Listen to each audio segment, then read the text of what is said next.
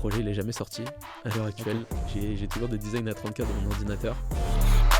Je me dis c'est incroyable ce qu'on peut faire avec. Mais par contre je me dis c'est maintenant ou sinon on va se faire doubler. Du jour au lendemain tu connais le premier succès des SaaS où en gros 110 000 € arrivent du jour au lendemain. Du coup mon objectif c'est de créer une boîte de logiciels qui regroupe plusieurs SaaS qui est valorisée à plus de 100 millions d'euros avant 2030.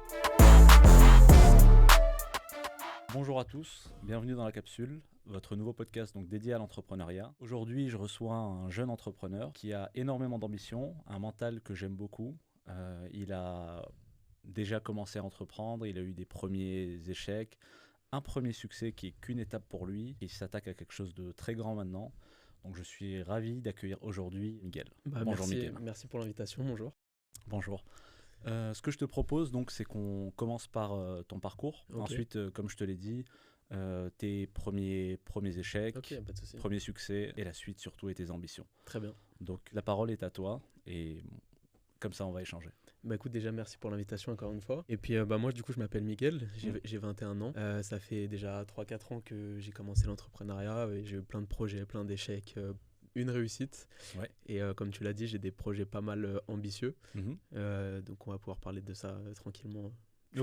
Tu me poses les questions que tu as envie, on verra tout ça ensemble. Nickel. Peut-être juste avant de rentrer sur les premiers business que tu as lancés, rapidement, c'est quoi ton parcours, formation, et voilà ce que tu as envie de dire sur qui est Miguel. Ok, il n'y a pas de souci. Du coup, moi, je viens de Normandie. J'ai grandi avec mes... Enfin, j'ai eu un frère et une famille recomposée. Donc, j'ai grandi avec ma mère une bonne partie de mon temps. J'ai eu une enfance, je ne vais pas dire que j'ai eu une enfance compliquée, j'ai eu une très bonne enfance. Tout s'est bien passé. Ma mère m'a donné tout ce qu'il fallait. Et j'ai fait un parcours classique où j'étais en bac général. J'ai fait un bac STMG. Je ne sais pas si ça dit quelque chose. Je crois que les termes, ils ont changé. Et après, j'ai décidé de partir en école de commerce parce que je savais un petit peu ce que je voulais faire, c'est-à-dire être dans le commerce. J'ai toujours eu cet attrait un petit peu pour l'argent, sans vraiment dire que j'allais lancer mes propres business. Et je me suis tenté l'aventure d'école de commerce sans vraiment savoir où est-ce que j'allais aller après, juste pour savoir... apprendre un petit peu en école de commerce ce qui se passait. Et donc du coup je suis parti, je sais pas si on peut dire les noms. Oui, bien sûr. Du coup je suis parti à Neoma Business School à Rouen. Et ensuite de fil en aiguille, moi j'ai eu la partie Covid, je suis un bac Covid. Donc du coup il y a eu toute cette partie confinement, école de commerce, pas sur place, en distanciel. C'était très compliqué parce que c'est de suivre en distanciel quand on est en cours, etc. C'est pas quelque chose d'évident. Et du coup j'ai commencé à délaisser un petit peu l'école parce que j'étais intéressé par le business, par vouloir me débrouiller tout seul, etc. Et puis petit à petit j'ai abandonné et puis dès que j'ai senti que j'étais prêt, j'ai pris la décision il y a 1 an d'arrêter mon parcours et de totalement arrêter l'école. Donc voilà, actuellement j'ai qu'un bac et je suis vraiment pas déçu d'avoir arrêté parce que c'est pas quelque chose qui me convenait au final.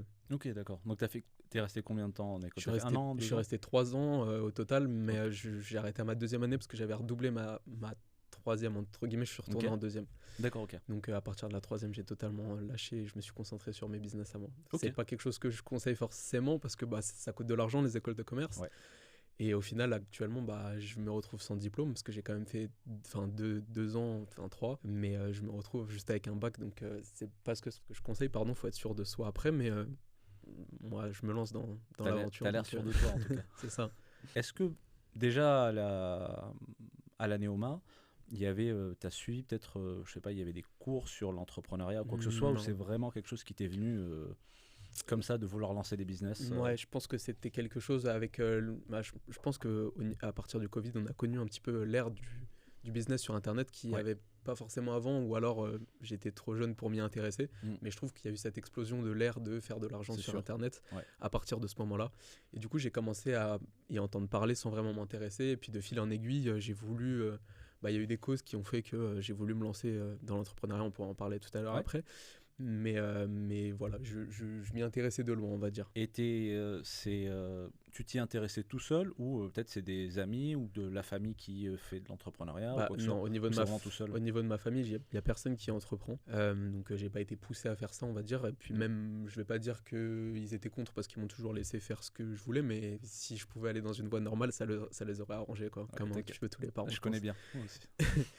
Et donc voilà. Et puis après, ouais, non, j'ai eu un premier entre guillemets business, mais j'appelle pas vraiment ça un business, mais c'est là où on apprend, que j'ai commencé avec un ancien ami à moi. Et ensuite, de fil en aiguille, la fibre, pardon, la fibre, elle m'est venue tout seul. Je veux bien du coup qu'on revienne sur tes premiers business que tu as lancés. Ouais. Comment l'idée t'est venue, pourquoi tu es allé sur ces business-là, et après ce qui n'a pas marché. Ok. Alors, au tout départ, j'ai voulu avec un ami, donc du coup en sortant du lycée, avec un ancien ami, on avait cette envie de faire de l'argent un petit peu et de se débrouiller. Et donc on a voulu faire de l'achat-revente de voitures. Donc c'était en plein Covid, c'est pareil, c'était pas évident avec les garages, etc. fermés. Et moi c'est un domaine que je connaissais pas trop, donc c'est un petit peu mon ancien ami qui gérait ça. Et ça n'a pas trop marché parce que faute d'intérêt et puis manque de professionnalisme. On était jeunes à l'époque, j'avais encore 17 ans, j'étais même pas majeur. Donc comme c'était le premier, c'est un domaine qui demande beaucoup d'expertise et c'est un domaine assez dangereux si on s'y connaît pas.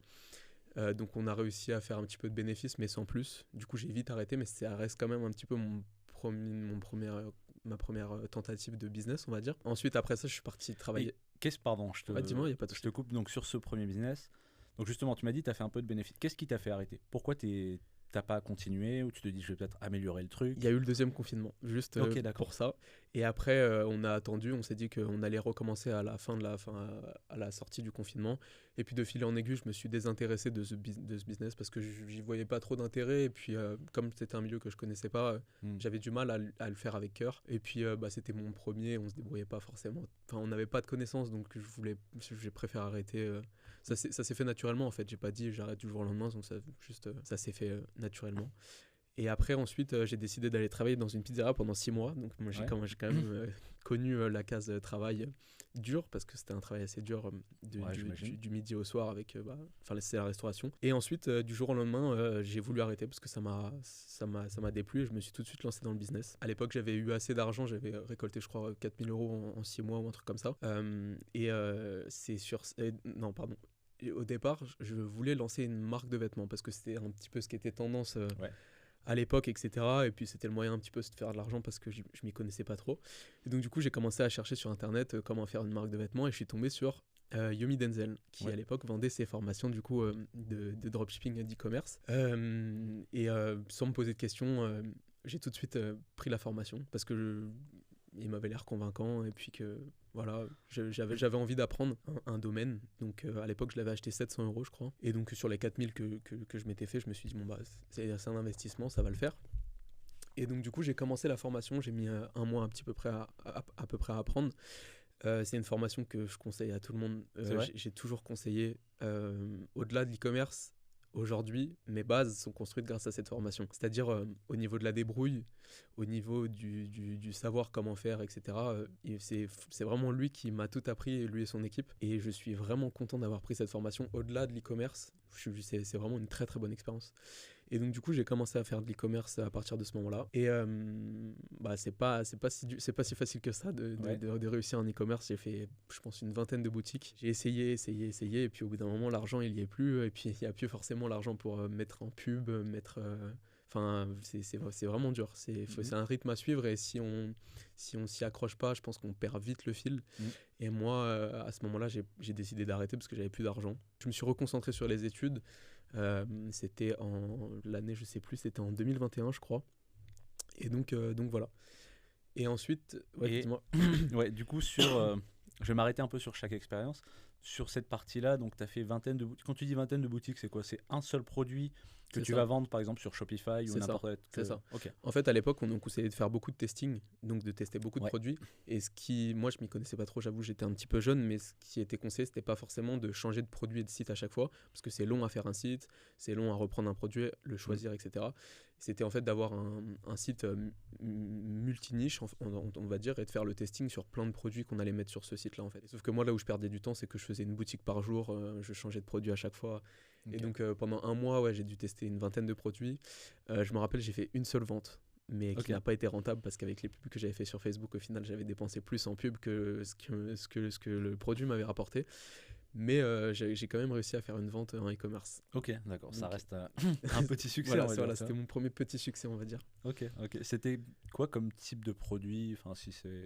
À l'époque, je me rappelle, je faisais pas du tout attention à ce que je vendais. Et c'est là où justement l'expérience fait tout. Parce qu'aujourd'hui, je ferais plus du tout la même chose. Ok. Mais c'était vraiment, j'ai des exemples, par exemple, des vases de décoration comme on pourrait retrouver aujourd'hui. Il y avait vraiment des trucs que je conseille pas, qui ne sont pas utiles, quoi. C'était vraiment des objets à acheter pour acheter, quoi. Il y avait par exemple distributeur de dentifrice dans les salles de bain ou des trucs comme ça. C'était des trucs gadgets que je conseille à personne de vendre parce que si vous n'êtes pas attaché à votre produit, vous n'allez pas forcément faire d'argent dessus, quoi. Et tu mets ça, on va dire les campagnes marketing que tu utilisais, c'est quoi? Chaque produit, c'était sur un mois ou tu laissais, je sais pas, une semaine de Google Ads ou je ne sais pas quoi? Non, sur la formation, on nous avait conseillé de faire 2-3 jours de testing. Et ensuite, en fonction des résultats qu'on avait sur le testing, soit on recommençait parce que la pub allait pas ou parce que, je sais pas, il y a quelque chose qui allait pas sur le site. On analysait et si vraiment ça marchait pas, on coupait. Donc je faisais 2-3 jours de testing à chaque fois sur Facebook. Et puis dès que ça marchait pas, je coupais. Donc c'est ce que j'ai fait à chaque fois. Mais il y a plein de choses intéressantes sur lesquelles je reviens parce que je pense qu'à cette époque, je pense qu'aujourd'hui, on peut vendre n'importe quel type de produit si on y met le cœur. Et je dis des bêtises, demain, si j'ai envie de vendre des ballons de foot, je pense que je peux vendre des ballons de foot. C'est juste que là, on était sur un truc où, en gros, vu que les produits ne m'intéressaient pas, je les changeais rapidement. Mais je pense qu'aujourd'hui, ça ne doit pas être un frein. Si aujourd'hui, on fait pas de vente, même pendant une semaine, un mois, il y a des questions à se poser. Mais ça ne veut pas dire que le produit est forcément mauvais. Je pense que tout a un potentiel aujourd'hui, en fait. Si on y met du cœur dans le projet, si on y trouve vocation, on va dire, je pense que tout projet peut réussir. C'est un bon point parce que moi, je discutais il y a quelques jours avec un entrepreneur qui avait développé un logiciel donc plutôt pour l'industrie pharmaceutique. Et il me disait que donc le projet n'avait pas abouti. Le principal critère qui a fait que ça n'a pas abouti, c'est qu'il n'était pas à fond dessus. En fait, clairement. C'est un truc qui a beaucoup de potentiel. Lui-même, il l'utilisait et ça lui servait. Mais il s'est pas mis à fond dessus parce que soit il avait d'autres business, soit il peut avoir plein d'autres raisons. Mais clairement, c'est ça qui, pour lui en tout cas, a fait que... J'ai l'impression que pour toi, c'est la même chose. Ouais, c'est ça. Je pense que sur un projet, on doit y mettre le cœur et on doit vraiment avoir une vision. Je pense que moi, ce qui me sauve sur mes projets actuellement, c'est que j'ai une vision long terme. Et c'est ce que je conseille d'ailleurs. C'est dès qu'on veut... après, il y a différents types d'argent. Il y a des personnes qui veulent vraiment... avoir des side projects et qui veulent faire de l'argent rapidement. Moi, je suis pas du tout dans cette vision-là. J'aimerais bien construire quelque chose. Et donc, du coup, je pense que quand on veut construire, c'est bien d'avoir une vision et d'avoir quelque chose de prévu. Moi, je sais que sur tous mes projets, je vois super loin, même si c'est pas d'actualité et qu'il y a certaines... je parle de fonctionnalités parce que actuellement j'ai un SaaS, mais même s'il y a certaines fonctionnalités qu'on mettra jamais, je les ai quand même en tête parce que j'essaye de voir loin et j'essaye d'optimiser au maximum ce que je vends, quoi. Et tu avais cette réflexion-là dès le début? Non, pas du tout, c'est venu avec le temps. Et vraiment, je pense que le temps, il joue beaucoup. Après, j'étais jeune, je sais pas, je saurais pas dire si j'avais commencé à 30 ans, est-ce que j'aurais eu cette maturité que j'ai actuellement dans le business ou si ça s'apprend vraiment dans le business.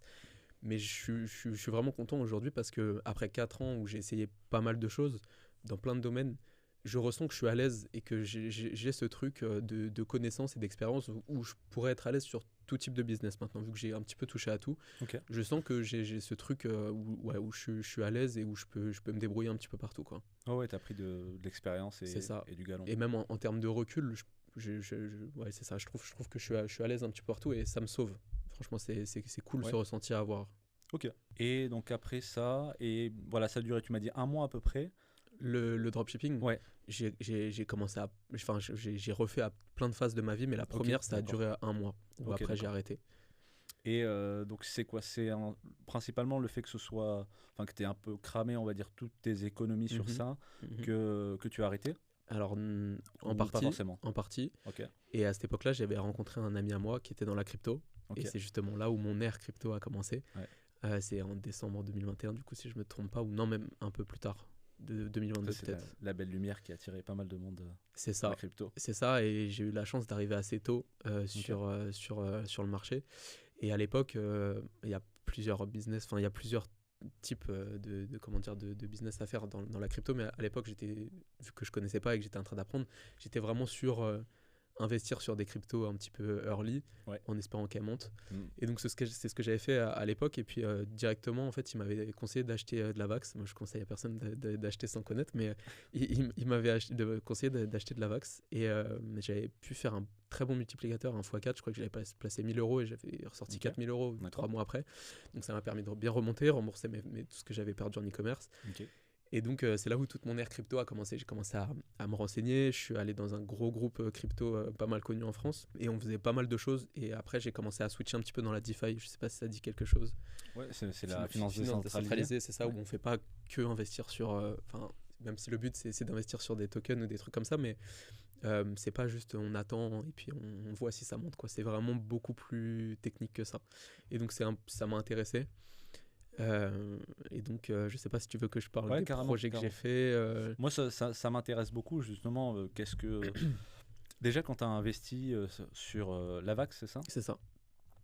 Sur la VAX, donc c'est un ami à toi qui t'a conseillé, qui était déjà dans la crypto depuis pas mal de temps. Ok, d'accord. Et là quand tu as investi dessus, tu as un peu on va dire foncé tête baissée, tu as pris le temps de regarder ce que c'était? J'ai foncé tête baissée parce que j'avais confiance en lui et que je savais qu'il était dans ce domaine et qu'il s'y connaissait très bien, et j'avoue que j'ai foncé tête baissée.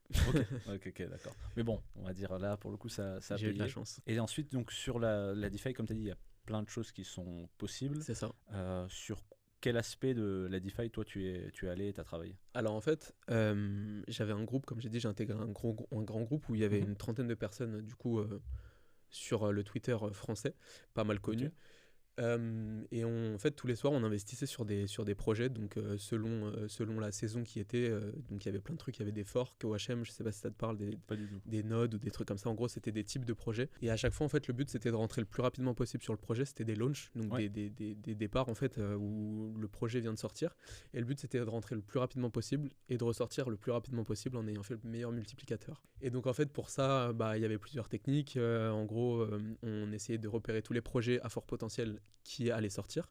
Donc des fois c'était au jour le jour, par exemple demain à 18h il y a ce type de projet, ça serait bien qu'on rentre dessus et tout. Et la technique a commencé à se répandre parce qu'il y a plein de personnes qui connaissaient. Et donc après c'est devenu plus technique, mais il y avait en gros on a acheté des robots qui faisaient qu'on rentrait en premier et qui faisaient ressortir à tel ou tel moment qu'on avait décidé à tel multiplicateur. Et donc voilà, on enchaînait les projets. En plus à l'époque c'était la saison où tout montait, donc on enchaînait peut-être 10-12, on investissait dans 10-12 projets par jour. C'était pas forcément des sommes assez conséquentes, ça dépendait de la confiance qu'on avait dans le projet. J'ai perdu beaucoup d'argent, mais des fois je pouvais investir 100, et le maximum je pense que j'ai investi 2 000 € dans un projet, mais vraiment grand maximum. Mais il y a des soirs où je perdais tout, il y a des soirs où je gagnais beaucoup, et c'était vraiment pas évident. Avec le recul, on pourra en reparler tout à l'heure, mais c'est pas un domaine que je conseille à quelqu'un qui veut se sentir stable dans sa vie, parce qu'on court après l'argent tout le temps en fait. Et le monde de la crypto, c'est un monde un petit peu sans pitié. C'est un monde assez dark, on va dire. C'est pas le business commun. On n'a pas d'horaire, on n'a pas d'hygiène de vie. Les projets, on court après toute la nuit. Si ça doit sortir à minuit, mais au final après ça décale à 6h, on va attendre toute la nuit que ça sorte. On va essayer d'autres projets. On va se faire, des fois il y a des gens malhonnêtes qui scamment les projets, donc on perd beaucoup d'argent. Et c'est un milieu où on court après l'argent constamment, et je suis pas du tout à l'aise avec ça. Le fait de pas être dépendant de ce qu'on fait, et le fait de tout le temps courir après, parce que tu contrôles pas en plus ce que tu fais. Tu contrôles rien du tout. Tu contrôles rien. Et puis j'ai envie de dire, t'as beau avoir toutes les connaissances, si le gars du projet a envie de partir avec l'argent, il part avec l'argent. Donc non, c'est vrai. Tu peux perdre ton argent à tout moment. Donc tu vis avec cette tension un petit peu quotidienne de savoir si ce soir tu vas perdre tout ce que tu as gagné, ou si tu vas gagner. T'attends toujours le jour en or où tu vas gagner cette somme, parce que tu vois tout le monde sur le Twitter repartir avec des sommes conséquentes. Et donc voilà. C'est vrai qu'il y a ce côté-là où il y a toujours ce truc où tu regardes ce que font les autres.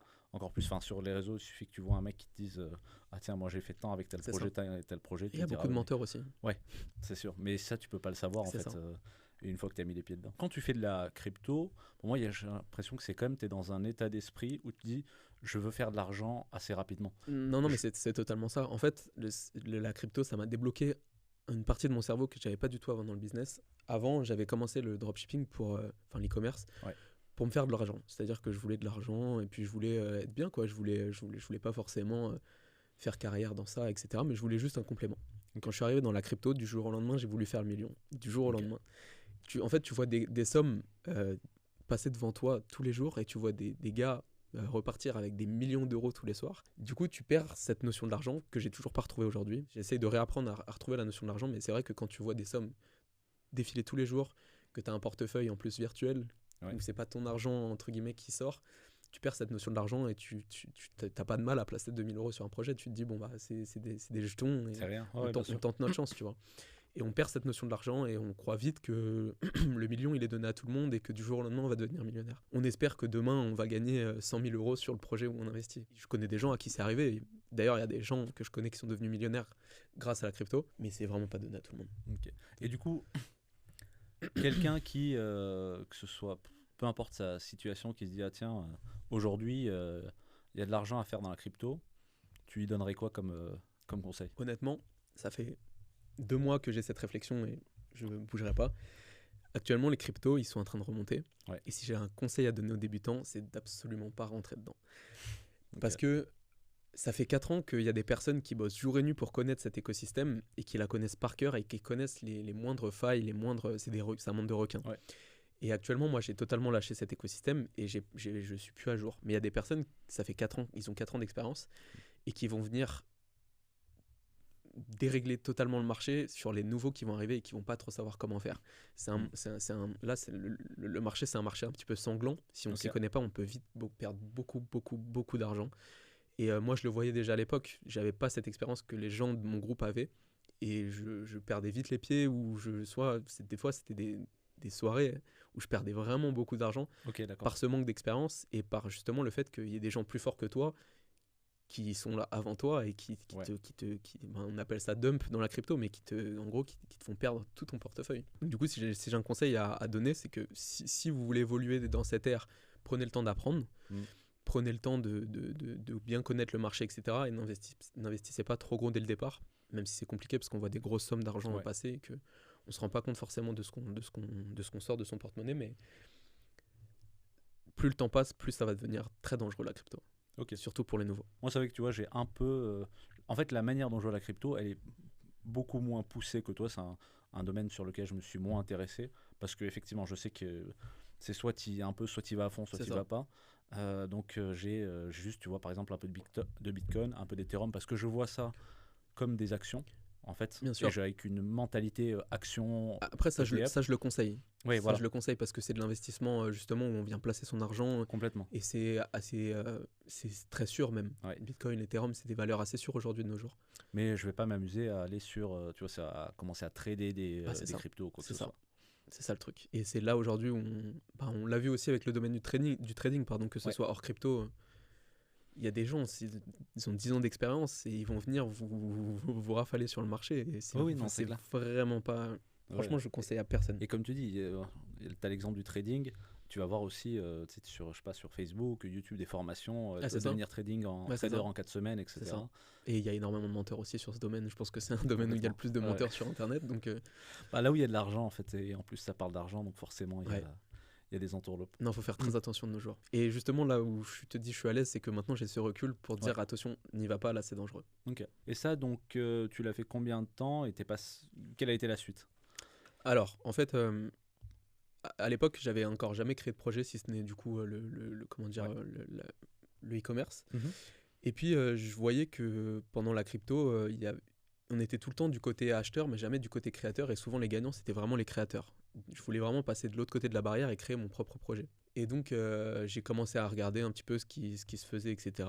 Ça m'a pris pas mal de temps. Ça m'a pris 2-3 mois avant de savoir qu'est-ce que je voulais faire, parce qu'il y a plein de termes techniques à apprendre, savoir l'écosystème, comment ça marche, etc., le business model derrière. Et donc, j'ai imaginé 2-3 projets qui sont jamais sortis. Donc, je suis resté dans la crypto à peu près 5-6 mois. Parce que le marché, après, on a connu le bear market dès janvier. Donc, c'était en 2022, c'est janvier 2022, on a connu le premier bear market. Donc, du coup, tous les projets ont commencé à se stopper, etc. Bear market, juste, tu peux expliquer rapidement ce que c'est? C'est quand le marché, du coup, il baisse et que, du coup, il y a presque plus aucun intérêt sur les cryptos et que il n'y a plus trop d'argent à se faire sur... Je ne sais pas si je l'explique bien, mais vu que je suis plus trop dans le domaine, mais en gros, c'est un marché baissier. En gros. C'est un marché où il n'y a plus trop d'argent à se faire dans les cryptos, mais que ce soit en crypto ou ou sur plein d'autres choses, c'est un marché baissier, quoi. Ensuite, du coup, je suis parti en vacances un petit peu avec l'argent que je m'étais fait. Ouais. Et au retour... Faut profiter aussi un peu des exactement, fonds. exactement. Et du coup, au retour, ça a été la saison des NFT en avril 2022. Et je me suis dit, j'ai loupé mon occasion sur les projets DeFi. Je vais sauter le pas. Je n'ai jamais investi dans des NFT, mais je me suis dit, je vais créer mon propre projet NFT. À l'époque, c'est pareil. On voyait les créateurs NFT repartir avec 10, 15, 20 millions en 2 semaines de projet. Je me suis dit, c'est l'occasion à prendre. Je vais sauter dessus. Même si je fais 200 000 euros, je serais content. Et je savais que c'était possible. Donc, du coup, je me suis lancé sur le projet, etc. Tête baissée. Okay. On en reviendra après sur ça. Mais j'ai pas cherché à comprendre. J'ai regardé, je me suis dit, ok, il y a de l'argent à se faire. Je vais y aller. Potentiellement, je peux le faire. C'est ça. On y va. C'est ça. Et puis, comme j'avais imaginé un petit peu des projets en DeFi avant, j'avais commencé à être un petit peu à l'aise avec le fait de déléguer, de créer des projets, etc. Okay. Et donc, je me suis dit, je me mets 2 jours où je me focus et je crée mon projet NFT. Enfin, 2 jours à l'imaginer, en tout cas, à le penser. D'accord. Au bout de 2 jours, tout était pensé. J'avais un petit peu l'histoire, le storytelling, les designs, comment j'allais les faire, etc. Et je recrute directement. Je vais sur Malte. Et du coup, à l'époque, je m'étais fait pas mal d'argent quand même en crypto. Je suis ressorti un petit peu gagnant. Ok. Et je décide de all-in dans des designs. D'accord. Mais sans vraiment... Le truc, c'est que je savais pas combien ça coûtait à l'époque des designs de NFT. Mais je me suis pas demandé, j'ai pas cherché à savoir, et c'est là où est l'erreur, à savoir combien ça coûtait. Parce que je me suis dit, mais c'est pas grave, dans 2 semaines, j'ai potentiellement 200 000 ou 1 million d'euros. Donc même si les designs, faut les payer 90 000, c'est pas grave, je vais ressortir gagnant. Donc je prends pas de risque. Okay. Et donc je vais sur Malte, du coup une plateforme de freelance. Et je commence à chercher 10, 20 designers. Et je tombe sur un qui me promet la lune et qui était très pro dans la manière dont il faisait ses designs. D'accord. Mais pas forcément dans sa manière éthique. Et qui me propose... juste avant qu'on continue, un projet NFT, c'est quoi justement un projet NFT? Est-ce que tu peux l'expliquer? Ok, bien sûr. Alors du coup, c'est des designs qu'on va créer et qu'après on va revendre par pièce, on va dire. Donc c'est-à-dire qu'on va faire une collection, je sais pas, de 10 000 NFT. Et en gros, on va créer... souvent c'est des personnages, on va créer des assets, par exemple je sais pas, un chapeau, une veste, une épée, un truc comme ça. Et ensuite après, quand on va venir acheter son NFT, il y a tout qui va se mélanger et selon le mélange qui va se faire, on va voir le niveau de rareté du NFT. Et donc du coup il fallait créer un petit peu le storytelling parce qu'il y a toute une histoire derrière un projet NFT pour accrocher, etc. Et donc il fallait créer en fait toute cette histoire et tous les assets, comment on va mixer, tout le concept en gros, c'est tout un concept. Et l'objectif à la fin, c'est de réussir à choper toute l'histoire, c'est ça? Bah non, en fait, alors moi, mon projet du coup, qui est, je dirai après, mais mon projet, c'était en gros un monde parfait, parce que justement, on sortait d'un bear market, et c'est ce qu'avait fait à l'époque OKBears, un gros projet NFT sur Solana qui était sorti. C'est en mode, on est sur un marché baissier, mais tout va bien, on peut quand même faire de l'argent. Donc c'était un petit peu ce concept d'idéalisation. Donc moi, j'étais parti sur un concept un petit peu où on était dans un marché baissier, en guerre, où il y avait beaucoup de monde qui avait perdu d'argent, mais on gardait quand même la forme, et puis on était tous unis. Donc c'était Together, ça s'appelait la collection NFT. Donc après, c'est bidon, hein. Demain, je peux faire des NFT de plantes, je peux faire des NFT de trucs, mais il faut trouver le petit storytelling, la petite histoire, quoi, c'est ça, à raconter. Okay. Donc voilà, c'était un petit peu le truc d'idéalisation, où en gros, les personnages étaient tous un petit peu parfaits. Et donc voilà, et du coup, où est-ce que j'en étais? Ah oui, je suis tombé sur un designer qui était du coup pas très éthique, et qui a vu que j'étais jeune. À l'époque, j'avais 18 ans encore. Je venais de prendre 19 peut-être. Et il m'a demandé 30 000 euros pour le projet. Ok. 30 000 au total. Et moi, j'ai accepté directement. Je me suis dit, bon, il est pro. Les designs, ils sont beaux. Okay. Je vais pouvoir faire beaucoup d'argent avec. Je saute dessus. Je signe le devis directement. Sans négociation, sans rien du tout. 30 000 euros. Ah oui, ok, d'accord. À 19 ans. Et ces 30 000 euros, tu les avais ou en crypto. Ouais. Tu les avais en crypto. Ouais. Ok, d'accord. Je lui ai fait virer un peu d'argent quand même sur la crypto. Moi, j'avais fait pas mal d'argent. J'avais perdu beaucoup d'argent, mais j'avais quand même fait pas mal d'argent. Ok. Et donc du coup, mais à ce moment-là, je all-in, c'est-à-dire que tout mon portefeuille, je le mets dans ce projet. Je mets toutes mes croyances dans ce projet. Ouais. Donc le conseil de base qu'on dit en investissement, de ne pas mettre tous ces trucs dans le même sac, toi, tu as fait j'ai fait tout l'inverse. Okay. Mais parce qu'il y avait ce truc de FOMO sur lequel on reviendra plus tard, mais j'ai pas réfléchi. Okay. Et j'étais jeune. Ouais, et j'avais même pas 1 an de business encore à cette époque dans les jambes, donc j'avais pas cette expérience que j'ai aujourd'hui.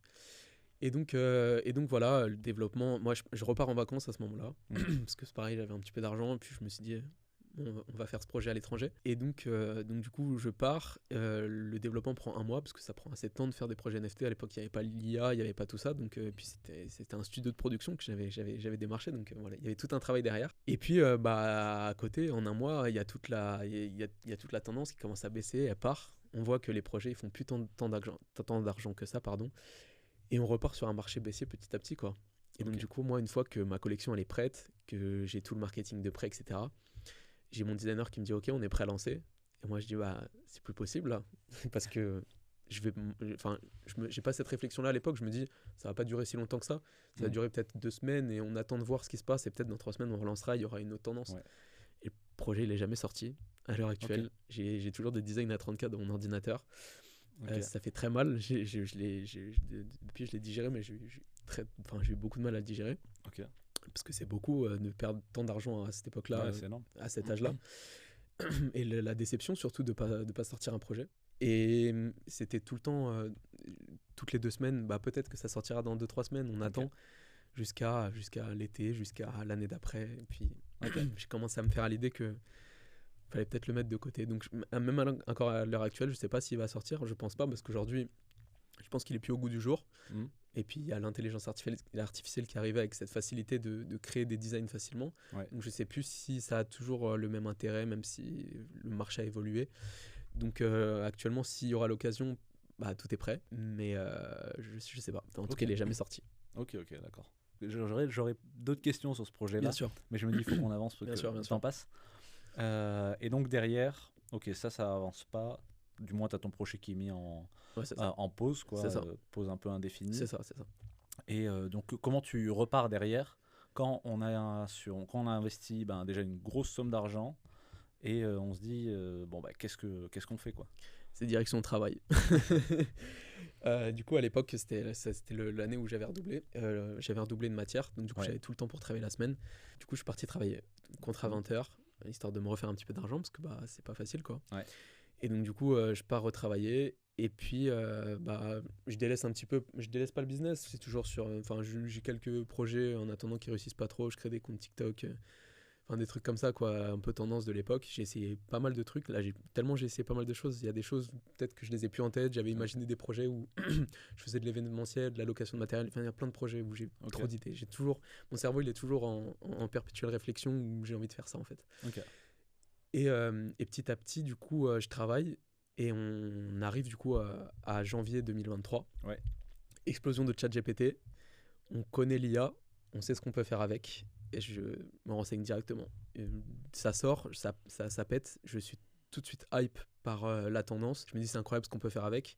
Mais par contre, je me dis, c'est maintenant ou sinon on va se faire doubler. À l'époque, il y avait un petit peu ce truc quand l'IA venait de sortir où on avait des possibilités de faire des choses, mais le marché, vu que tout le monde commençait à faire des choses avec l'IA, le marché, il allait être vite saturé. Donc, il y avait ce truc de faut trouver la bonne idée, faut trouver le meilleur truc.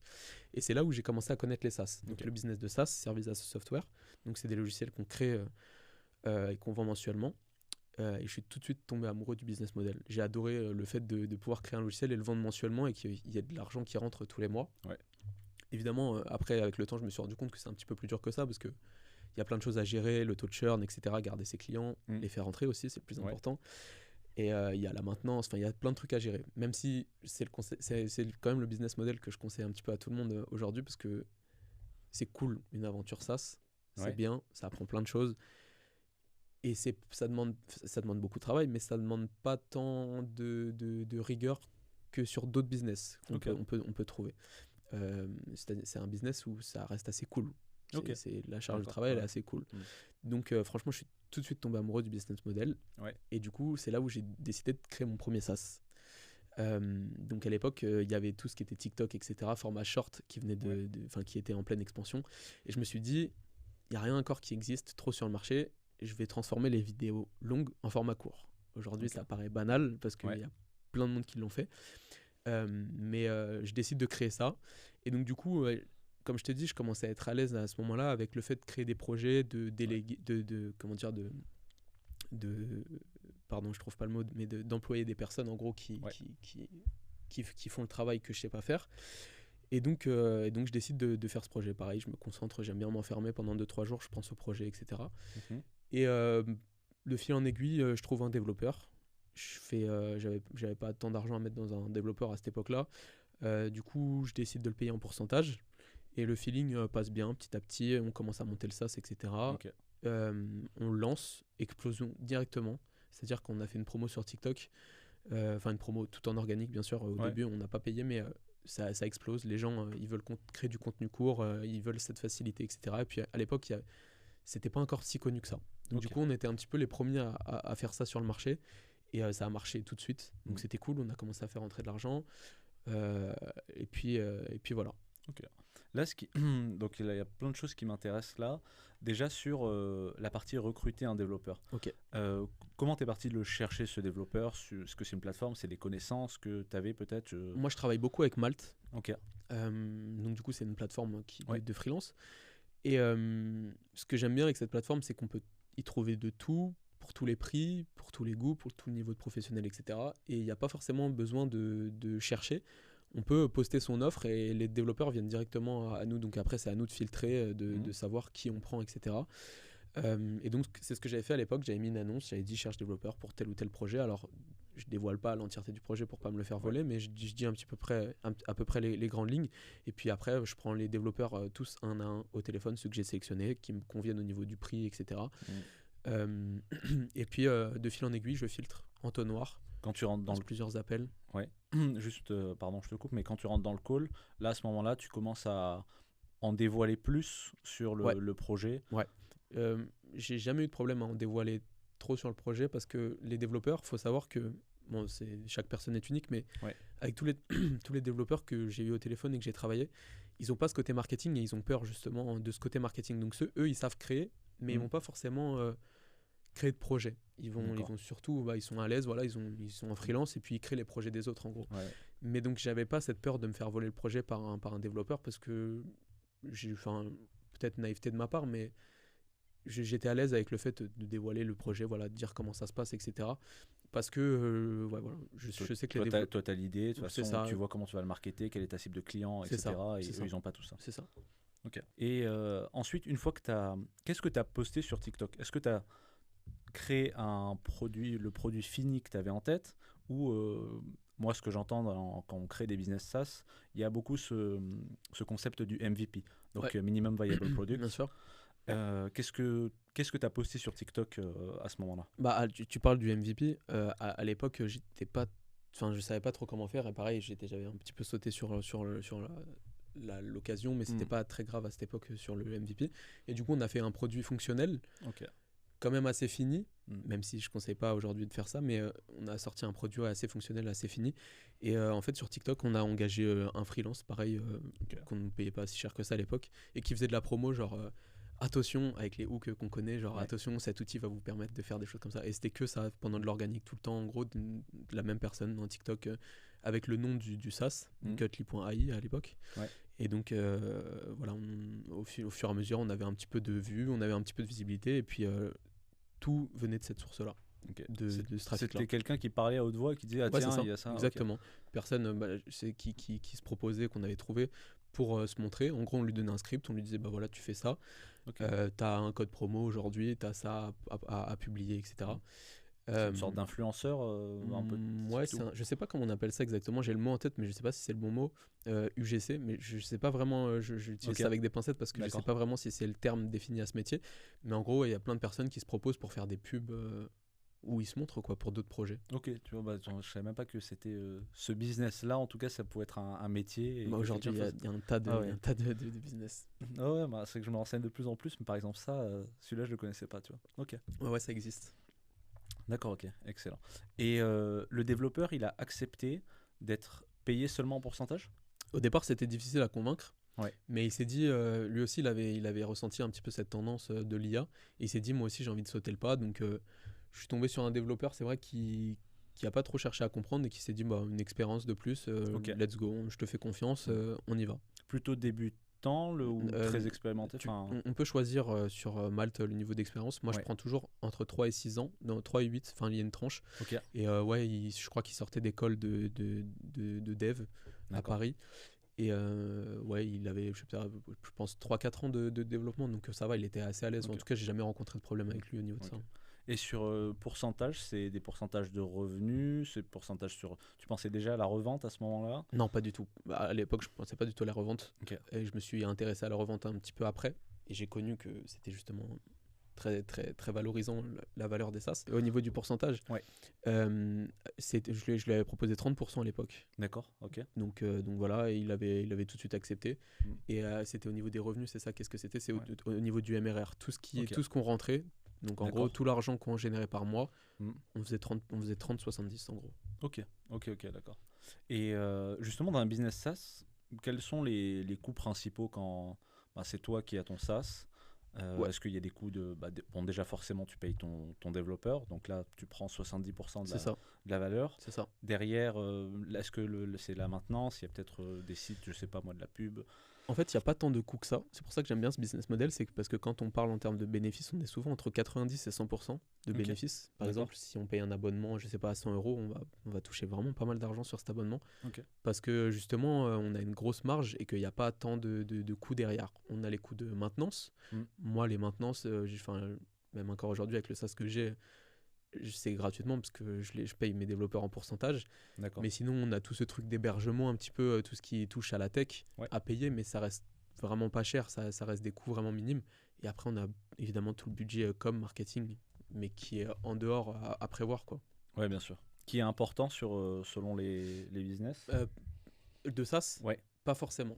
Ok. Pas forcément, parce que moi, ce que je conseille, c'est de travailler en organique avec les SaaS, et ça marche super bien. Mm. De créer un groupe intéressé dans la niche sur laquelle on travaille. Donc à Ouais. l'époque, par exemple, la création de vidéos. Et donc en fait, si on arrive, par exemple, avec une communauté TikTok, à générer une communauté qui est intéressée par les vidéos, les trucs comme ça, après, c'est facile de promouvoir son projet gratuitement. Ok. Après, bien sûr, pour scale et pour optimiser les ventes, on va venir faire des publicités payantes, mais dès le départ, on n'est pas obligé de mettre de l'argent dans de la pub, parce que Ouais. l'organique aide beaucoup de nos jours, que ce Ok. soit sur Twitter, sur Facebook, sur LinkedIn, sur TikTok, on a plein de plateformes qui permettent de faire de l'organique aujourd'hui. Ok. Et également, quand tu as proposé le business de SaaS à ton développeur, est-ce que à ce moment-là, tu avais une sorte de business plan, de prévision? Tu te dis, ok, je vais voir mon développeur, je lui dis, je suis sûr que ce projet-là, je dis n'importe quoi, il va faire 50 000 balles dans 6 mois. Non, pas du tout. Je lui ai Ok. sorti aucun chiffre. Ok. Mais j'avais tout de près le business model, les abonnements, comment ça allait fonctionner, ce qu'on allait vendre en plus, les upsells, comment ça allait fonctionner. J'aime bien, moi, travailler sur ça, cette partie où comment on va dégager de l'argent de ce projet. Ok. J'aime bien qu'on me donne des projets, je vais dire, ok, comment on va dégager ça. Et du coup, sur le principe d'abonnement, tu bloques l'accès à plusieurs offres sur ce que tu vends. Ouais. Tu as une offre standard en général, premium, Oui, ça c'est ça. évolue en fonction de ce que tu Abonnement proposes. mensuel ou abonnement annuel. C'est ça, mais avec ça fait partie de l'upsell. En Ouais. gros, c'est comment tu vas arriver à vendre plus que ce que tu vends. Et justement, c'est en vendant en annuel. C'est logique. Donc, Ouais, bien donc sûr. voilà. Combien de temps ça prend à faire un SaaS? Et surtout, qu'est-ce que toi tu gères en tant que, on va dire, CEO? Pendant que ton développeur fait le travail, est-ce qu'il y a beaucoup de points intermédiaires? Est-ce qu'il travaille d'une traite et ensuite, ou du moins un bon moment Ouais, en bien sûr, sous-marin? je vois ce que tu veux dire. Alors, pour les deux projets que j'ai eus, surtout celui d'avant, tu restes dans un côté où tu es assez directif. C'est-à-dire qu'en gros, tu vas donner les directives et lui, il va exécuter. C'est un truc, donc ton cahier des charges. C'est ça, ton cahier Ouais. des charges. Et puis, toutes les semaines, je sais pas, tu as prévu deux appels avec lui, deux réunions où vous allez vous tenir informé. Tiens, j'ai fait ça. Est-ce que ça te convient? Non, j'aimerais changer. J'aimerais que tu fasses autrement. Ça me va pas. Faudrait que tu inverses, etc. Et donc, en fait, petit à petit, tu crées le projet comme ça en faisant des retours. Et puis après, tu arrives à un produit fini. Donc, du coup, pour le premier, au niveau de termes de temps de développement, je crois qu'on avait mis 3 semaines parce que c'était vraiment rapide et que le gars était super efficace et puis il travaillait jour et nuit, comptait pas ses heures. Et moi, pendant ce temps-là, j'avoue qu'en tant que créateur, on n'a rien à faire si ce n'est gérer et travailler sur la partie marketing, c'est-à-dire organiser comment on va faire et commencer à faire monter un petit peu la sauce sur les réseaux. Donc tout ça, c'est une partie organisation qu'on a de notre côté. Même je la retrouve aujourd'hui sur mon SaaS quand je l'ai créé. J'avais pas tant d'heures que ça à passer sur le développement, quoi. C'est vraiment une partie en attente que le projet soit sorti. C'est un truc qu'on n'a pas la main, à part si on est développeur, on peut aider le développeur. Mais... Okay. Et un développeur suffit à monter un SaaS? Parce que moi, des fois, ce que j'ai vu, quand je regarde certaines vidéos YouTube, effectivement, j'ai l'impression qu'un développeur, et je crois que le terme c'est développeur full stack, et tu me corriges si Bien sûr. c'est pas ça. C'est ça. Mais parfois, tu peux avoir des équipes plus élargies, je veux dire, parce que tu peux avoir du développeur front-end, back-end, et tu as aussi des fois, j'ai vu qu'il y a un designer, donc UX. Ouais. Donc c'est ce qui est pour l'expérience client. C'est le ça. back-end, c'est vraiment, on va dire, le fond du SaaS pour être très C'est ça, généraliste. Et le front-end, c'est toute ce la qu'on va partie voir. code et tout ce qu'on va voir. Voilà. Enfin, toute la partie code sur le back et sur le front et tout ce qu'on va voir. En gros, ouais, moi je travaille que avec du full stack. Donc je travaille que avec des gens qui savent faire les trois. Parce que par terme de coût, par terme de praticité, tu travailles avec la même personne, donc c'est cool. Et donc du coup, ouais, j'avais travaillé avec un full stack dès le départ. Et donc du coup, bah, c'est lui qui s'occupe... pas actuellement. Actuellement, j'ai fait appel à un designer pour mon projet. Mais en gros, pour te répondre à ta question, moi je conseille pas de prendre plusieurs développeurs pour créer un SaaS. Parce que je pars du principe où en gros, ton SaaS, quand il sort, il doit être le plus fonctionnel possible, mais pas le plus développé. Donc tu as une idée en tête, tu as une features, tu dois sortir cette features-là et pas dériver sur autre chose. Et donc du coup, c'est pas un travail qui demande beaucoup de développeurs parce que c'est un truc où on va aller vers l'essentiel et après on optimisera. Et donc en fait, il suffit d'un développeur pour faire, en gros, en full stack, ça suffit, pour faire la partie back, la partie front, les designs un petit peu au niveau de l'UX, qu'est-ce qui va se passer. C'est dur de trouver, honnêtement. Après, front et back, ça va, mais front, back plus design UX, UI, ça c'est dur. Souvent, ils sont pas spécialisés dans le design, mais plutôt dans la partie code, mais ça se trouve, honnêtement. Ok, très clair. Et donc, l'aventure se lance, ça marche plutôt bien, du coup. Ouais, ça va. Une fois que c'est pris. Ouais, ça rentre, ça commence à rentrer pas mal par mois. Ok, d'accord. Et est-ce que tu peux dire des chiffres par mois ou c'est privé? Ouais, non, bien sûr.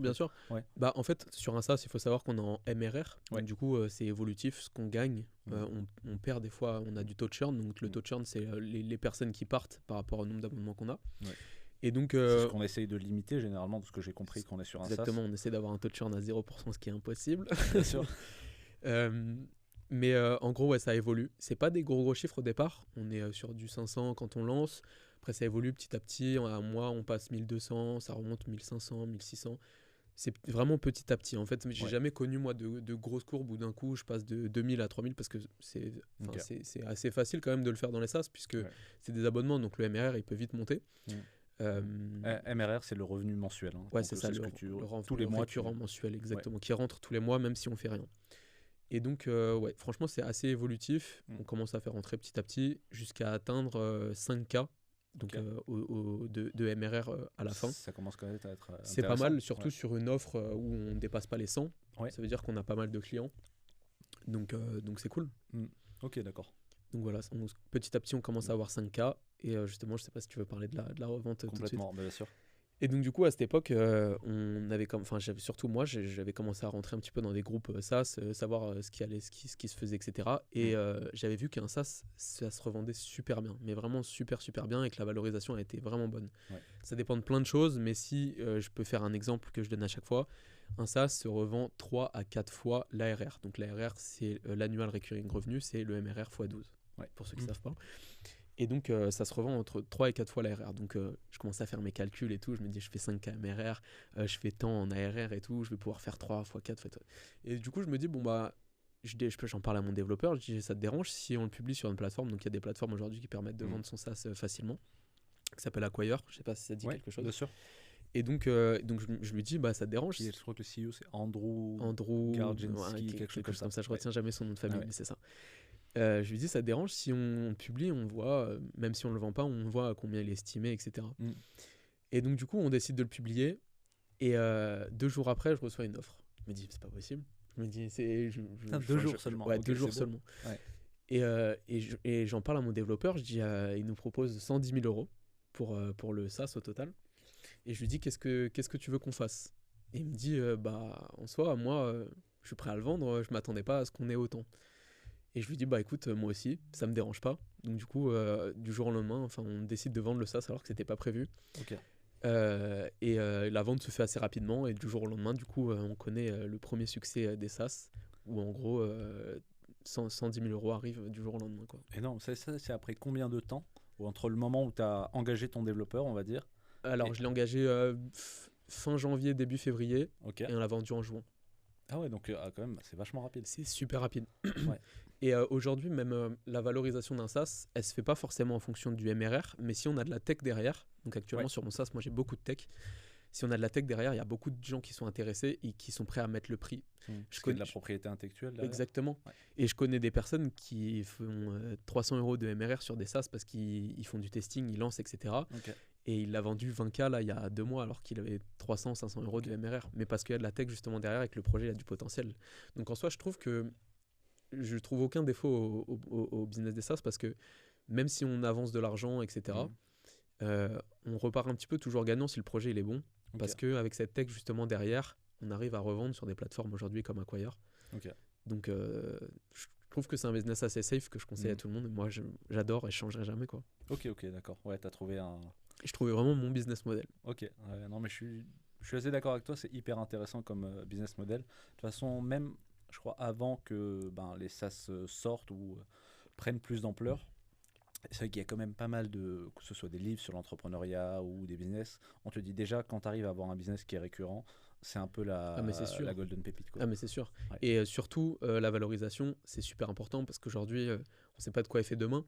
Et si on arrive à faire un business avec une haute valorisation, qu'on a un potentiel de revente, c'est vachement cool. Et chose qu'on n'a pas avec le e-commerce. Demain, une marque e-commerce ne se revendra jamais 3 à 4 fois les revenus qu'on fait par mois ou par an. Donc c'est vraiment cool de trouver un business valorisant. Ouais. Moi, je sais que demain, mon objectif, on pourra en parler tout à l'heure, mais On va y venir, je veux m'assurer un capital qui fait que j'aurais pu jamais à travailler de ma vie, quoi. Et donc là, justement, tu as vendu ton SaaS. Ouais. Qu'est-ce qu'on fait quand on a 21 ans, on vient de vendre un SaaS ou 20 ans, je crois que tu avais été jeune. Ouais, j'avais 20 ans. Et on vient de toucher 110K. Ouais. Alors, c'est quoi les projets derrière? Alors du coup, il faut savoir qu'il y a les impôts qui arrivent très vite, qui te disent déjà. coucou, tu viens de gagner de l'argent, on est là. Tu as aussi ta part que tu donnes aux développeurs. Ouais. Donc tu vois tout de suite que l'argent, ça baisse. Ouais. Tu vois tout de suite, tu commences à faire les calculs, tu te dis bon, on va essayer de faire attention. Tu gagnes aussi une belle somme à 21 ans, à 20 ans à cette époque, tu as envie de profiter. Ouais. Et j'avais encore ce truc, moi, de la crypto où j'avais perdu un petit peu la notion de l'argent et tout. Et je commence à... Je vais pas dire que je fais n'importe quoi parce que j'ai toujours essayé de faire attention. Ouais. Mais je suis plus à l'aise. Donc, je sais pas, je suis sur Paris une journée, je passe chez Prada et je m'achète une sacoche. Voilà. Ouais, c'est une des erreurs que j'ai faites, je l'ai faite et je l'assume. Ouais. Et donc voilà, à cette époque, c'était un petit peu ça. Je calculais pas un petit peu mon argent. Et ça baisse très vite. Ça baisse très très vite si on fait pas attention. Si on n'a pas... je trouve que d'ailleurs, c'est quelque chose qui manque à l'éducation au niveau de l'école aujourd'hui. Ouais. C'est justement apprendre à gérer son argent, ses économies. L'éducation financière, c'est super important. Après, je vais pas me plaindre parce que moi, je suis fier d'avoir connu ça aujourd'hui parce que demain, je regagne la même somme, je sais comment faire et je refais plus du tout la même chose. Je dis pas qu'il faut pas se faire plaisir, mais il faut savoir faire attention parce que l'argent, ça part très vite, aussi vite que c'est arrivé et souvent d'ailleurs plus vite que c'est arrivé. Donc il faut savoir gérer, mais ce genre de comment dire, d'expérience, ça forge énormément et on se rend compte que justement il faut faire très très très très attention. Et du coup à ce moment-là, je pars un petit peu pas en dépression, mais j'ai plus le contrôle de ma vie, chose que j'ai essayé de faire attention depuis le départ. J'aime bien moi avoir un petit cadre de vie où j'ai toute ma petite routine, ma morning routine, j'essaie de travailler 6 à 8 heures par jour, le soir je vais à la salle, etc. Et à cette époque c'était plus du tout ça, je me laissais aller, je sortais, etc. Et j'ai eu le déclic au mois de septembre, là il y a du coup au mois de septembre 2023. Je pars au Mexique. Je me dis, j'ai mon argent, je pars au Mexique. Je pars je prends pas de billet de retour et je pars. Et donc du coup, à cette époque-là, du coup c'était en septembre, j'arrive là-bas, changement de mindset.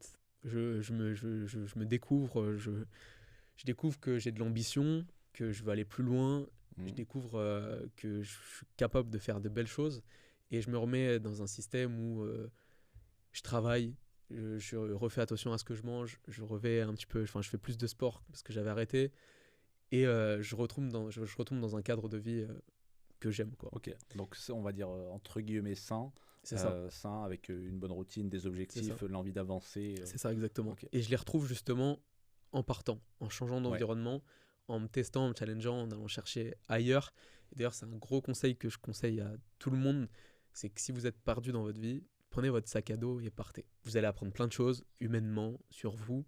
Et moi, ça m'a permis de me découvrir. Et je ne sais même pas si je ne serais pas parti, où est-ce que j'en serais aujourd'hui, qu'est-ce que j'aurais fait, mes ambitions, si je les aurais trouvées ou pas.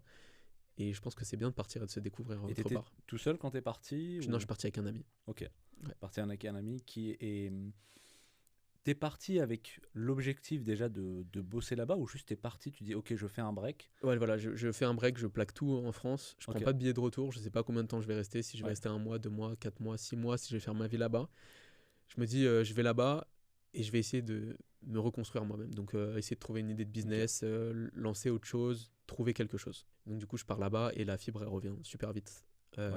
Je me reconstruis et puis je trouve plein d'idées pour me faire de l'argent. On dit toujours que l'environnement, ça aide énormément. Ça joue beaucoup, clairement. Et je le ferai maintenant dans ma vie dès que je serai perdu. Je pense que j'irai me challenger, j'irai autre part. Parce que c'est important de découvrir autre chose. Et humainement, on en apprend beaucoup sur nous. Non, c'est clair. Même moi, je sais que j'ai ce truc de me dire, ok, j'ai envie de partir, même si c'est 2-3 mois, tu vois, aller dans un pays qui est assez loin. J'aime bien l'Amérique du Sud, donc aller tester ça et pour être juste focalisé. Parce que je me dis, même quand tu es ici, des fois, tu peux avoir des distractions entre les amis, la famille, etc. Moi, c'était que ça, les amis, les sorties, les soirées. Et ça arrive vite, quoi. Ouais, ça et le temps passe. Le temps passe très très vite et on perd un petit peu cette notion. On se couche tard, du coup on perd notre rythme, on se lève un petit peu tard. Enfin, j'ai connu un petit peu cette vie. Ça va, j'ai eu de la chance parce que je suis quelqu'un qui me canalise beaucoup et je fais pas n'importe quoi, mais j'ai eu ce décrochage un petit peu. Je commençais à faire n'importe quoi et j'aime pas. Et du coup, je me dis, bon, faut me reprendre. Ok, t'as su te reprendre. Ouais, c'est important. Ok, excellent. Ensuite, t'es arrivé il y a ton deuxième SaaS qui arrive. Donc t'as eu l'idée, ça c'était au Mexique. Ouais, exactement. Ok, au Mexique. Ouais, j'ai eu l'idée au Mexique parce que je voulais justement trouver un business. Je savais du coup, les SaaS, je savais que je voulais reprendre. Je n'avais pas d'idée. C'est très dur. En plus, moi, je suis quelqu'un, j'essaye d'avoir l'idée parfaite à chaque fois. Je suis très perfectionniste et c'est vraiment pas ça qu'il faut. Quand on a une offre, quand on a un marché qui répond, il faut y aller. Et donc, du coup, à cette époque-là, je tombe sur un tweet de Guillaume Houbèche qui liste un petit peu tous les domaines dans lesquels, les domaines qui pensent être à fort potentiel pour les années à suivre. Donc il y avait plein de choses. Il y en avait 5. Il y avait les CRM, il y avait en finance, etc. Il y avait le marketing sur les réseaux sociaux. Et je me suis dit, c'est vraiment pas mal. Je suis à l'aise sur les réseaux sociaux. Et puis, j'ai toujours eu cette idée d'offrir un outil qui permettent justement de marketer son produit parce que ça parle à tout le monde. Tout le monde qui a un outil doit le marketer. Tout le monde doit trouver une solution pour vendre son produit. Et je me dis, mais c'est là-dedans que je veux aller, quoi. Je veux aider les gens à marketer leurs produits, à vendre leurs services. Et moi-même, je veux m'aider je veux que, en fait, je trouve cet outil qui m'aurait aidé, moi, à l'époque, à vendre mes services. Parce qu'il y a toujours cette partie sur un business où il faut imaginer la partie marketing. Et si on n'a pas cette fibre marketing, c'est vraiment un truc à avoir avec des stratégies, etc. On se perd vite et on fait mal les choses. Et j'aurais aimé justement à l'époque avoir cet outil clé en main qui permet justement de vendre son produit. Et c'est comme ça que j'ai eu l'idée de Belead, donc du coup mon SaaS actuel, qui permet en fait de marketer sur les réseaux sociaux, de faire de la prospection à chaud, à froid. On a développé des algorithmes qui permettent justement de prospecter des personnes selon l'intérêt qu'elles portent sur votre produit. Donc c'est franchement cool et je suis vraiment attaché à ce projet et j'ai beaucoup d'ambition. Ok. Avant juste qu'on rentre dans l'ambition, encore sur le processus, du coup, est-ce que tu es reparti avec le même développeur pour Belead? Non, lui, il a décidé de profiter de son argent et il n'avait pas cette vision trop de l'entrepreneuriat parce que ça reste un développeur. Et il a dit non, je repars pas, moi, il avait trouvé autre chose. Enfin, je crois qu'il a des projets maintenant à côté, mais il n'a pas décidé de partir. Je l'ai pas mal pris, c'était sa décision. Et puis voilà, après, c'était pas un ami, c'est quelqu'un que j'avais trouvé. Donc je me suis dit, tant mieux si tu as trouvé quelque chose qui te plaît, c'est pas grave, moi je vais trouver quelqu'un d'autre. Et donc du coup, pareil, je fais la même démarche. Malte, je poste une annonce. 2-3 jours plus tard, j'ai une vingtaine de développeurs qui m'ont contacté, qui me disent qu'ils sont super intéressés. pareil, je filtre, j'en appelle 20. Et après, je choisis lequel m'a le plus plu. Ouais. Et aujourd'hui, je travaille avec le même depuis le début. Donc, c'est quoi tes ambitions maintenant sur Belead, parce que tu les affiches sur LinkedIn, Ouais, bien haut sûr. et fort, j'ai envie de dire. Haut et fort. Et j'aime bien cette technique parce que c'est le côté un peu, en fait, tu t'engages. Je trouve que quand tu communiques Exactement. aussi publiquement, tu On n'a t'engages. pas le choix. T'as pas le choix, t'es obligé d'y aller. Et ça me pousse aussi quotidiennement Ouais. à me dépasser. Et donc, du coup, mon objectif, c'est de créer une boîte de logiciels donc, qui regroupe plusieurs SaaS Ouais. et qui est valorisée à plus de 100 millions d'euros. Et je me suis fixé une date avant 2030. Ok. Donc voilà, je me laisse 4-5 ans pour pouvoir créer en fait une boîte de logiciels SaaS qui regroupe plusieurs SaaS dans la même niche, donc du coup dans le marketing sur les réseaux sociaux, Ouais. et qui se valorise du coup à plus de 100 millions. Alors du coup, au départ, quand j'ai sorti ça, tout le monde a crié haut et fort, mais 100 millions, mais tu te rends pas compte, c'est beaucoup, c'est énorme. C'est énorme, c'est un chiffre. Mais comme je dis, la valorisation des SaaS, on se rend vraiment pas compte comment elle est surpuissante. Ouais. Et dès qu'on commence à avoir un petit peu de MRR, dès qu'on commence à avoir un petit peu d'argent et une belle tech derrière, un projet se valorise énormément. Donc c'est pour ça que j'ai eu l'idée de faire ça. Donc alors bien sûr, il y a des personnes du coup comme Guillaume Moubèche avec Lemlist, c'est lui qui m'inspire beaucoup quotidiennement, qui ont réussi à valoriser des gros SaaS uniques. Donc maintenant, lui, il en a plusieurs. Il a une boîte de logiciels qui est valorisée à plus de 250 millions, je crois. Mais à l'époque, il avait que Lemlist, qui était valorisée déjà à plus de 100 millions d'euros à elle-même. Ça, c'est un taf énorme. Je ne sais pas si c'est encore, si ça se reproduirait encore aujourd'hui. Mais moi, la technique que j'ai, c'est de créer plusieurs SaaS dans la même niche pour justement avoir cette valorisation où à chaque fois, on rajoute un outil fonctionnel à notre niche. Donc voilà. Okay. Donc c'est un petit peu la vision que j'ai envie de prendre un petit peu toutes les parts et de devenir un petit peu leader sur le marketing sur les réseaux sociaux au niveau des SaaS et proposer toutes les idées que j'ai envie, quoi. Ok, d'accord. Bah, moi je trouve ça génial comme ambition, d'avoir de très grosses ambitions. Tu t'en fous entre guillemets un peu de ce que les gens disent, tu sais que c'est des choses qui sont possibles. C'est ça, je sais que c'est possible. Sur cette industrie-là, je veux dire, on n'est pas sur un truc, tu me dis, je sais pas, ce qui est complètement délirant, tu vois. Oui, c'est dur, c'est clair, c'est pas simple d'arriver à ce truc. Il y a très peu de personnes qui peuvent y arriver. Bien sûr. Mais ça reste possible. Mais c'est possible. Ouais. C'est possible et justement, j'essaye de prouver aussi le maximum possible sur les réseaux parce que du coup, pour ceux qui savent pas, je fais du building public. J'essaye de construire et d'afficher en même temps ce que je fais pour retracer un petit peu mon parcours. Et j'essaye de convaincre les gens que les SaaS, c'est vraiment un business à fort potentiel au niveau de la revente. Mais qu'attention, c'est un business comme les autres et que c'est pas aussi facile qu'on ne le croit. Ouais. Et c'est quoi justement, qu'est-ce qui est difficile dans le business de SaaS ? Bah, ça reste un business où on se tourne pas les pouces, quoi. Il faut des stratégies, il faut trouver les manques à gagner, il faut trouver ce qu'il faut améliorer. Il y a toujours de l'amélioration et un SaaS, il sera jamais parfait. Ouais. Il y aura toujours quelque chose à rajouter, une fonctionnalité. Et puis même derrière, analyser sur l'optimisation, il y a des choses où ça ira pas, des canaux à revoir, marketing, qu'est-ce qui est amélioré. Il y a plein de choses à gérer. Okay. Donc il y a quand même aussi ce truc où si t'as pas d'expérience, c'est pas non plus le business super facile qu'il faut lancer, quoi. C'est clair. Ça reste, je pense que ça reste plus dur que du dropshipping à l'époque, mais ça reste quand même un bon business model. Moi, j'aime bien. Une fois qu'on est à l'aise, une fois qu'en fait on a déjà de l'expérience, ce que je conseille du coup, une fois qu'on a de l'expérience, je pense que le business des SaaS, c'est vraiment un bon business model. Ok. Et je reviens juste sur le développeur, parce que c'est vraiment quelque chose qui m'intéresse personnellement. Là encore, tu es reparti sur un modèle au pourcentage ou complètement, entièrement au pourcentage? Entièrement au pourcentage, entièrement. Okay. Donc lui, du coup, on a signé des papiers. Il a pris part du coup dans la boîte. D'accord. Et il prend un pourcentage. Et c'est pareil, toujours le même sur le MRR tous les mois. Il est payé en pourcentage. Ok. Je reviens rapidement sur ton premier SaaS, parce que c'est que la question me revient. Et quand tu as vendu ton SaaS, concrètement, comment ça se passe ? Est-ce que c'est limite un truc, je sais pas, quelque chose que t'envoies juste comme ça et 2 jours après, tu as 100 000 balles qui arrivent sur ton compte ? Justement, c'est la magie d'Acquire. C'est que justement, c'est une plateforme où en gros, on livre toutes nos données. Donc bien sûr, il y a des données à livrer en termes de qu'est-ce qui se passe derrière. Et après, eux, fiscalement, ils s'occupent de tout. On n'a rien à gérer. Ils s'occupent vraiment de la vente. Ils s'occupent de tout. Ils prennent leur commission. Mais ils s'occupent vraiment de tout ce qu'il y a à faire et j'ai limite rien à faire, quoi. Après, moi, derrière, j'ai tout ce qui est comptable, etc., qui m'ont beaucoup aidé, avec qui je travaillais du coup pour tout ce qui est mensuel. Mais j'ai presque rien eu à gérer. Je sais même pas trop comment ça s'est passé, quoi. Ok. Parce que justement, c'est Acquire qui gère. D'accord, ok. Et tu as choisi quel statut J'étais en auto-entreprise au Auto-entreprise. départ. Ok. Ouais. Et du coup, après, j'ai dû augmenter en SAS.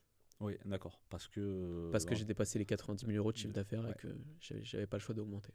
Ok, d'accord. Hyper intéressant. Et là, donc je reviens sur Belead.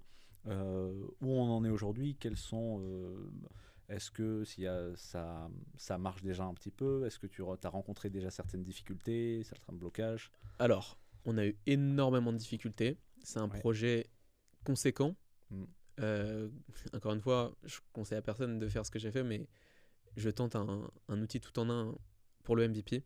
D'habitude, je conseille de se concentrer sur une fonctionnalité. Là, pour l'outil que j'ai, le fait de prospecter, je voulais offrir un outil tout en un. Donc j'étais assez sûr de moi, du marché, comment il allait répondre, etc. Et puis, en fait, c'est un outil. Je pars du principe que si l'outil, on s'en sert, on peut le vendre. En fait, à partir du moment où on aime l'outil et qu'il nous servirait à nous-mêmes, il servira à plein de monde. Et donc moi, l'outil, il me sert énormément quotidiennement. Et quand on l'a pensé, du coup, j'ai ce truc, moi, d'à chaque fois rajouter et je rajoute plein de choses. Et sans forcément penser à ce qui est possible derrière. Il faut savoir que, du coup, je travaille en marketing sur les réseaux sociaux, donc je travaille avec des API, c'est Twitter et LinkedIn de base. Mais en gros, il y a certaines choses qui sont possibles de faire, il y a certaines choses qui ne sont pas possibles de faire en fonction des demandes et des requêtes qu'on te donne. Il faut savoir que Twitter sont très faciles d'accès. Les API, on te les donne, c'est payant, tu as des offres. $100 par mois, on te donne tant de requêtes. La deuxième est à 5 000 euros par mois, on a tant de requêtes. La troisième est à 42 000 euros par mois. Et là, c'est le summum de la requête. Et il faut savoir que LinkedIn, eux, sont gratuits, mais sont très, très, très, très, très, très difficiles d'accès pour avoir leur API, parce que du coup, c'est plusieurs API selon les fonctionnalités qu'on met. Ah, d'accord, ok. Mais ils sont très difficiles d'accès. Et ils nous ont refusé, nous, certains accès qui faisaient qu'au final, on ne retrouvait pas ce package qu'on avait imaginé au début. Donc, on a décidé d'éliminer LinkedIn. Ça a été un très gros choix. J'étais pas mal déçu au début. Mais en gros, ils nous ont refusé parce qu'on n'avait pas encore nos preuves et qu'on n'avait pas encore tant de clients à leur montrer. Que, voilà. Ils n'avaient pas confiance. Donc, du coup, on s'est dit, bon, bah, on tente un all-in sur Twitter, on va faire les choses bien, et une fois qu'on sera prêt, une fois qu'on aura tout, on ira vers LinkedIn et on leur dira, bon bah voilà, on attend, faites-nous confiance, et puis on rajoutera LinkedIn sur notre projet. Et donc c'est comme ça qu'en fait on va vers l'optimisation à chaque fois sur Belead. Ça, et au niveau des requêtes Twitter, du coup 5 000 euros c'est une somme par mois, qu'on n'avance pas forcément au début parce qu'on n'a pas soit les fonds ou soit on n'a pas l'assurance de dire bon on va payer 5 000 euros une requête par mois alors que le projet n'est pas encore lancé, une API pardon, et du coup on a celle à $100 par mois mais qui limite énormément ce qu'on peut faire. Et sur Belead, j'ai intégré une fonctionnalité qui est la messagerie centralisée où en gros sur toutes les plateformes on reçoit les messages et on peut les gérer, on peut en gros comme une messagerie qui connecte tout. Et sauf que le nombre de requêtes est super limité, ce qui fait qu'on a un produit qui marche pas forcément comme on le voudrait et qui limite l'expérience utilisateur. Donc c'est pareil, c'est une feature qu'on a décidé de supprimer même si elle est super utile et qu'on nous l'a énormément demandé. Donc on a décidé de la supprimer il y a pas longtemps. Et donc voilà, des fois on a des choix qui sont difficiles à faire mais qui sont bien pour le bien du produit, parce que si on veut que ça marche, il faut que le produit soit fonctionnel et on peut pas débarquer sur le marché et dire bon bah voilà on vous offre ça mais attention ça marche pas trop. Ouais, d'accord. Je pense que moi je pars d'un avis où faut faire quand même attention à ce qu'on vend, et même si le produit doit pas être parfait, ça j'en suis convaincu. On dit souvent que si un SaaS est parfait quand on sort, c'est qu'on a trop attendu. Ok, d'accord. Et donc du coup je pars de ce principe là. Moi actuellement du coup je viens de sortir Belead là il y a un mois, les préventes en tout cas, et l'UX il est pas là, l'UX UI il est pas là, les designs ils sont pas là. Moi ça me gêne intérieurement parce que j'ai le souci du détail, mais je me dis c'est pas grave, on offre un produit fonctionnel à nos clients, c'est le principal, et après on optimisera, après on ira chercher un UX UI designer, et tout ça c'est de l'optimisation. Et c'est ce qu'on va chercher sur le long terme. Et tu as fait tes premières ventes du coup sur Belead? Alors c'est là où c'est compliqué, c'est qu'en gros on a fait 0 prévente sur Belead, mais j'ai annoncé sur les réseaux sociaux, donc là c'est une exclusivité. J'ai annoncé sur les réseaux sociaux que j'avais sold out par souci de rebond. en fait, justement pour attirer cette FOMO autour du projet. Ouais. Et chose qui a bien marché parce que du coup, avec ça, on a réussi à collecter pas mal de personnes intéressées qui ont dit c'est fermé, bon bah on veut, nous aussi on veut rentrer. Et donc du coup, grâce à ça, on a pu faire rentrer des personnes. Ok, d'accord. Et donc c'est quelque chose que, parce que moi je change un petit peu, mais pour t'expliquer, moi je vlog sur YouTube, du coup tout le building public je le fais sur les réseaux sociaux, mais je le fais aussi sur mettra YouTube. D'ailleurs ta chaîne sur le Merci, podcast ça fait une fois que plaisir. ça sera sorti. Des vidéos que je conseille d'ailleurs. Merci beaucoup. Ouais, j'essaye quotidiennement de montrer un petit peu qu'est-ce qui se passe derrière une aventure à 100 millions. Et j'ai d'autres projets aussi sportifs, on pourra en parler après. Et donc du coup c'est compliqué parce que... Il nous reste 8 minutes, le temps passe archi vite. Ah ouais, d'accord, ok. je fais vite. Ouais. Et c'est compliqué parce que moi je pars du principe où il faut tout le temps être honnête sur les projets qu'on fait. Justement j'ai le vlog où à côté j'essaye de montrer ce qui se passe et j'allais pas faire on a fait tant de préventes et tout. Donc sur mon vlog j'ai été honnête, j'ai dit qu'on avait fait 0 prévente. Mais j'ai quand même fait le choix de dire qu'on avait sold out par souci de rebond en fait sur les réseaux sociaux. Chose qui a bien marché, donc franchement c'est une technique que je regrette pas parce que ça nous a permis d'apporter des ventes.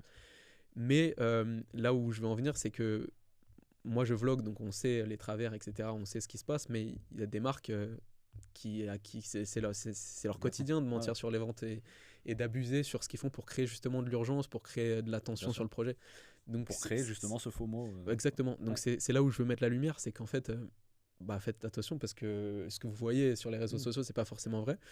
Mais moi, c'est une technique qui a marché. Et malheureusement, en marketing, des fois, il faut savoir être un petit peu malhonnête. Donc, il y a un peu de vice entre guillemets. C'est ça, c'est un choix que j'ai fait. Je sais pas s'il est bien ou pas, mais ça m'a permis de récupérer certains utilisateurs. Ok, d'accord. Non, mais je pense que c'est intéressant parce que moi, effectivement, j'avais vu ça sur Twitter. Ouais, j'avais communiqué ça partout. Voilà, sur Twitter. Et ensuite, j'avais regardé la chaîne YouTube et j'ai vu que sur ce moment-là, parce que tu avais vlogué le moment justement où tu attendais, tu avais fait 0 vente, etc. Exactement. Mais j'ai bien aimé quand même la manière dont tu as pris le truc. C'est-à-dire, ok, je lance, j'ai l'excitation, etc. J'attends, je fais 0 de vente, il n'y a rien. Mais c'est pas grave, je crois que tu as pris même un peu quelques jours, non, c'est pas. J'ai pris un jour, ouais. J'ai pris un jour, tu dis, ok, je respire un peu. Et justement, il fallait que je réfléchisse à comment j'allais amener la chose. Ouais. Et du coup, j'ai eu cette idée de rebond, savoir prendre la décision si c'était bien de le faire ou pas. J'en ai parlé à mon développeur, il m'a dit que ça le dérangeait pas, donc voilà. Mais c'est là où c'est important aussi, c'est parce que j'ai pour projet de faire 100 millions et mes préventes ne marchent pas forcément dès le début, mais ça ne veut pas dire que votre projet n'est pas bien. C'est que justement, c'est comme sur le e-commerce dès le départ. Vous faites votre testing, même si là, si on avait plus trop un testing avec 4 mois de développement, etc., et un tel marketing, mais en gros, vous faites votre truc et vous regardez là où ça n'a pas marché. Ouais. Nous, ça a pêché sur la communication et sur la façon dont on cible l'avatar client. Ouais. Et c'est là où, du coup, après, on a tous ces retours qu'on peut améliorer. Et à chaque fois, on dit qu'un échec, c'est pas un échec, c'est un apprentissage. Là, c'est pareil. En fait, on a lancé nos préventes, on sait là où ça a pêché, on a pu améliorer et recorriger le tir. Donc, c'est super important de croire en son produit. Et moi, je suis toujours convaincu, en ayant fait 0 prévente au départ, que j'arriverai à créer une boîte de logiciels à 100 millions. Ça ne veut pas dire que le produit est mauvais. C'est juste qu'il y a des choses à revoir. Non, je pense que tu as la bonne approche parce que vraiment, tu as regardé le problème. Tu as regardé où étaient les problèmes sur justement l'avatar client, comme tu l'as dit, la communication. Donc, en fait, tu peux reconstruire derrière. Tu as les commentaires de tes clients ou futurs clients pour dire ok, ce qu'ils attendent, comprendre ce qu'ils attendent. Donc, pour répondre à leurs besoins plus tard. Donc il n'y a pas de raison, je pense que la solution ne marche pas.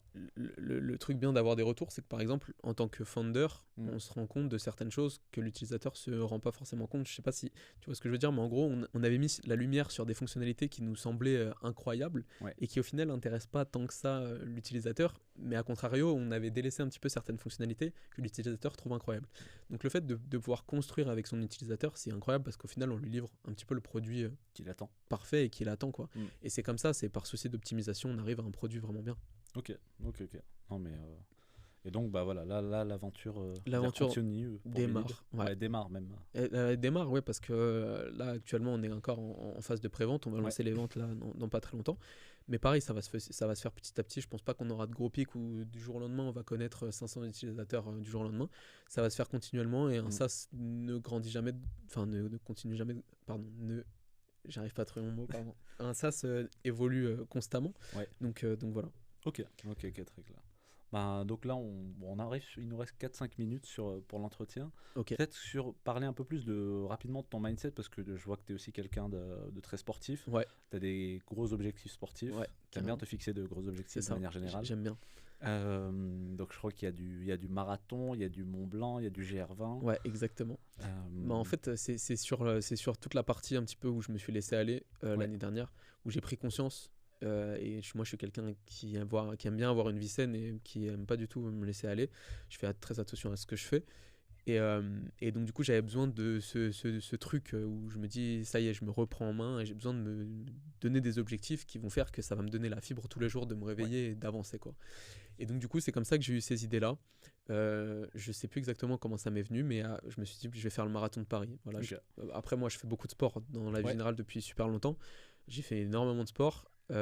Et donc, du coup, je me suis dit, ouais, marathon. Ensuite, Mont Blanc. Et ensuite, GR20 en Corse. J'ai décidé de caler ça sur la même année, histoire de me challenger, et vraiment de me fixer des défis colossaux. Et justement, sur mon mindset, je veux prouver à toutes les personnes, et c'est pour ça que je vlog aussi et que je build in public, que toute personne qui se fixe des objectifs a le potentiel d'atteindre ses objectifs et de pouvoir aller là où il veut aller. En fait, si on se fixe une vision et qu'on met un process, qu'on s'entraîne, qu'on se donne dur à la tâche, etc., il n'y a vraiment pas de moyen qu'on puisse échouer le projet. Ok. Non, mais je suis entièrement d'accord avec toi. Pour moi, le sport, ça reste quelque chose qui est hyper important dans ma vie de manière générale. Je pense que ça peut être que bénéfique aux personnes. C'est sûr. Et le fait d'aller chercher justement ces challenges-là, en fait, toi, tu te dépasses. Tu es obligé de t'améliorer en fait, en te fixant ces objectifs-là. Tous les jours, c'est de l'amélioration continue. Ouais. Et même en termes de mindset. Et puis, il y a beaucoup de personnes qui disent, ouais, mais tu perds du temps à aller par exemple à la salle de sport 2 heures par jour, là où tu pourrais mettre dans ton business et améliorer. Mais moi, c'est un cadre, enfin c'est quelque chose qui permet de me cadrer tous les jours et d'avoir un rythme de vie qui fait qu'on est tout le temps dans l'amélioration et tout le temps dans le dépassement, quoi. Je fais toujours vraiment meilleur que la veille. Ouais, non, mais je suis entièrement d'accord. Et moi, c'est un état d'esprit qui me parle beaucoup. Le building public, je pense que tu as dû traîner pas mal sur YouTube, non? Sur Twitter, énormément. Sur Twitter, ok. Ouais, et c'est ça qui t'a donné envie de exactement. building public? Parce que je voyais des personnes justement qui arrivaient grâce à une communauté à faire des choses incroyables. Okay. Et aujourd'hui, on le voit.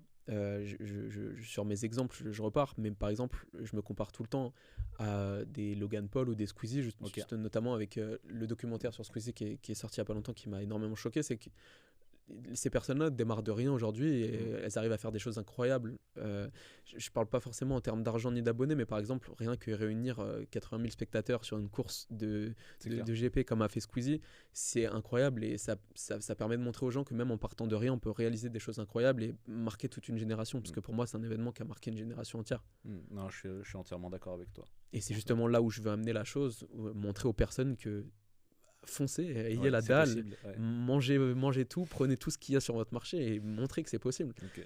Faut pas écouter les personnes qui vous freinent. Moi, même encore là maintenant, j'ai pas la visibilité d'un Squeezie, mais j'ai énormément de personnes qui veulent me freiner tous les jours.